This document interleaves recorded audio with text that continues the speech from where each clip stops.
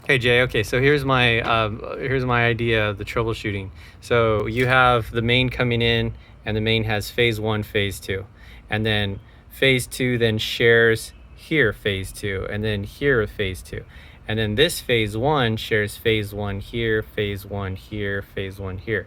So if your breaker, let's say this breaker and this breaker, they're two separate breakers, but technically, if this was a red wire and this was a red wire, they'd both be on the same phase because they're both sharing phase one and phase one.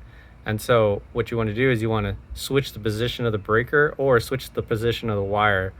And then to test that, like if you took a multimeter and you put a multimeter lead on voltage here on any one of these, or either one of these screws, and then you put them on this screw, your multimeter would come up with 0 volts because you're on the same phase at 120, 120.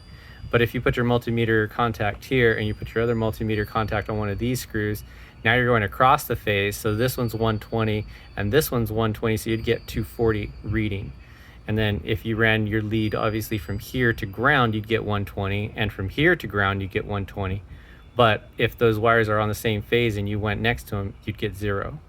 So I hope that explains what I was trying to illustrate on the phone. But yeah, so you just need to trace one of those wires and see if they're both on the same phase.